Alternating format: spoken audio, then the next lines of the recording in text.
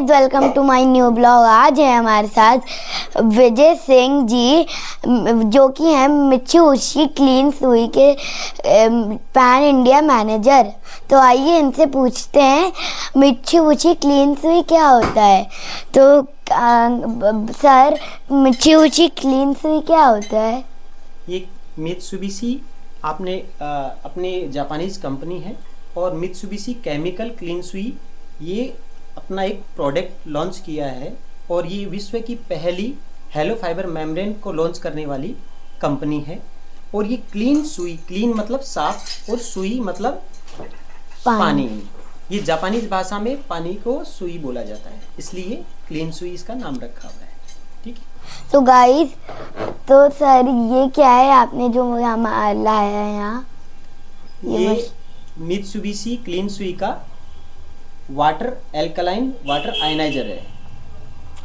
ये पानी के लिए एक वाटर आयनाइजर मशीन है जो पानी को मिरेकल रूप से दो भागों में तोड़ती है, एक एसिडिक पार्ट और एक एल्कलाइन पार्ट। और पानी की जो मॉलिक्यूलर साइज है वो नॉर्मल पानी की साइज से और छोटे मॉलिक्यूलर्स में बदलती है, जिससे पानी बॉडी में easily to digest, easy to मतलब अंदर बॉडी के अंदर एडजस्ट हो सकता है।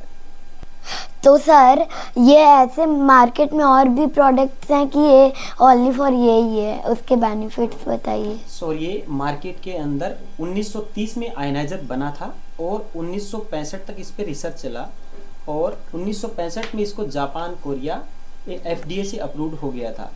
और ये मार्केट के अंदर और भी कई कंपनी पर आ रही हैं, लेकिन ऑब्वियसली हर कंपनी के अंदर इसकी जो क्वालिटी जो है वो डिपेंड करती है इसके अंदर जो लगने वाले आयनाइज चैम्बर के अंदर जो कैथोड और एनोड जो लगे होते हैं उसका जो मेटल है वो टाइटेनियम और प्लेटिनम जो मेटल है उसकी ग्रेडिंग से इसकी रेट मापी जाती है, इसकी क्वालिटी मापी जाती है।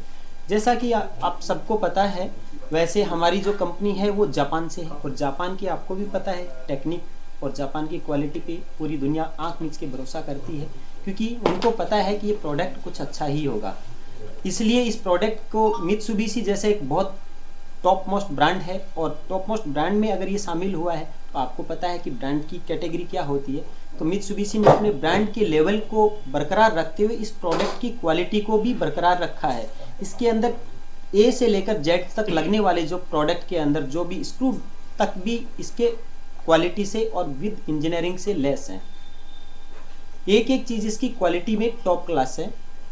मार्केट के अंदर कई ऐसे भी प्रोडक्ट आ रहे हैं जिसमें पानी है, एल्कलाइन वाटर आयनाइजर का पानी प्लास्टिक की बोतल में भी दे दिया जाता है। बाकी इस टाइम पर एज पर स्टडी ये पाया गया है कि पानी प्लास्टिक की बोतल में डालने के बाद में माइक्रो प्लास्टिक मिक्स हो जाते हैं। बड़े बड़े ब्रांड, जिसका अभी हाल ही पीछे अमेरिका में इसका शोध भी हुआ था, इस पर रिसर्च भी हुई थी, जिसमें बहुत बड़े बड़े नामी ब्रांडों के अंदर माइक्रो प्लास्टिक पाए गए। क्योंकि पानी के अंदर जो प्लास्टिक पाए जाते हैं, माइक्रो प्लास्टिक अगर बॉडी में जाते हैं तो वो हानिकारक होते हैं हमारे शरीर के लिए। लेकिन हमारा ब्रांड है, इसके अंदर एक patented membrane, hello fibre membrane जो लगी होती है, उसका काम है इसके अंदर क्वालिटी को बरकरार करके रखना। उसके बाद में हमारी मित्सुबिशी में ये आयनाइजर है, ये पानी को आयनाइज्ड प्रोसेस से फॉलो कर देती है। आयनाइज प्रोसेस क्या करता है? पानी को एक जीवित अवस्था में बदल देता है। मार्केट में जो आयनाइजर आते हैं उसमें बच्चों की बॉडी ऑलरेडी एल्कलाइन होती है बेटा, लेकिन बच्चों की बॉडी एल्कलाइन होने के साथ में कई बच्चे फास्ट फूड का ज़्यादा सेवन करते हैं और फास्ट फूड जैसे पिज़्ज़ा, बर्गर और कोल्ड ड्रिंक भी पीते हो आप? पीते हो? तो कोल्ड ड्रिंक भी अगर पियेंगे तो बॉडी एसिडिक होगी।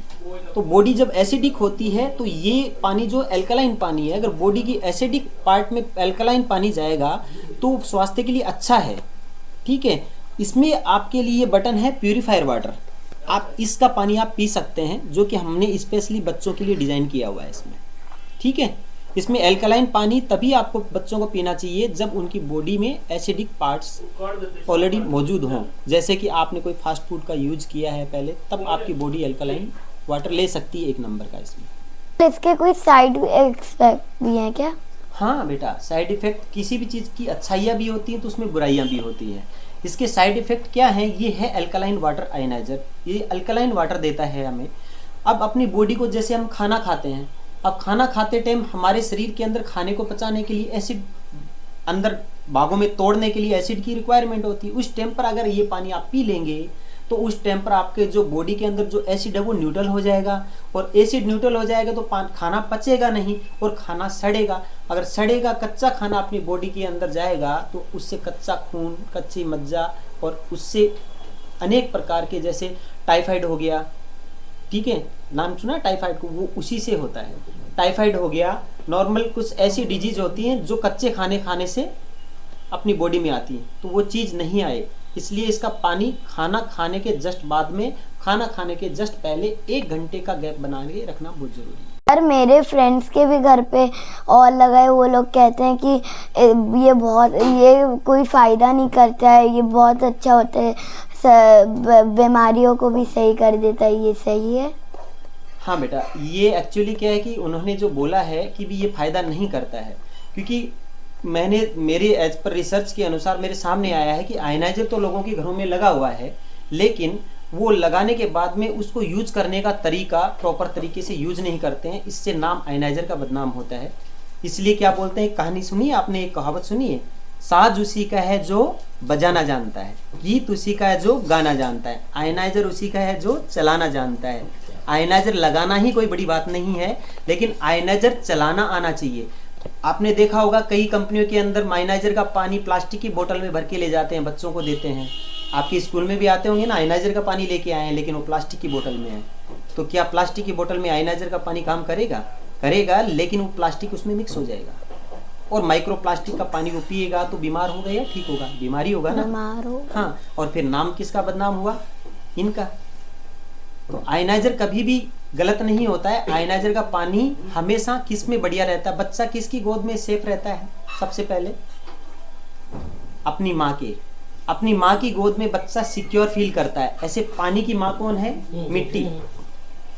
पानी की माँ है मिट्टी, और मिट्टी से बने हुए पात्र के अंदर पानी एकदम न्यूट्रल वेव के अंदर रहता है। उसके अंदर किसी भी प्रकार की कोई भी तरंग नहीं उठती है, किसी भी तरह का कोई डर नहीं होता है, वो सिक्योर महसूस करता है।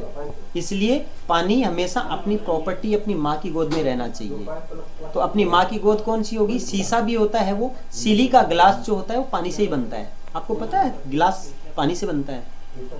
गिलास, सिली का गिलास हमेशा पानी से बनता है। पानी से बने हुए गिलास में पानी को ही रखेंगे तो वो उस पर कोई साइड इफेक्ट नहीं होगा, उसमें किसी भी तरह की कोई चेंजेस नहीं होंगी, उसकी प्रॉपर्टी वैसी की वैसी ही रहेगी। ठीक है, इसलिए पानी आप पियो, और आप पहले अपने आप को इम्प्रूव करो, उसके बाद में उनको बताओ देखो मेरे तो फायदा कर रहा है। तो सर इसको तांबे के किसी चीज़ में पीना चाहिए, किसी और चीज़ में पीना चाहिए? हाँ सॉरी, एक्चुअली क्या है कि तांबे के बर्तन में जो पानी है वो, क्योंकि पानी जिस बर्तन में जाएगा उसकी प्रॉपर्टी अपने अंदर ले करके और आपकी बॉडी में लेके जाएगा। तो अगर तांबे में आप डालेंगे तो तांबा आपकी बॉडी में इसके द्वारा जाएगा।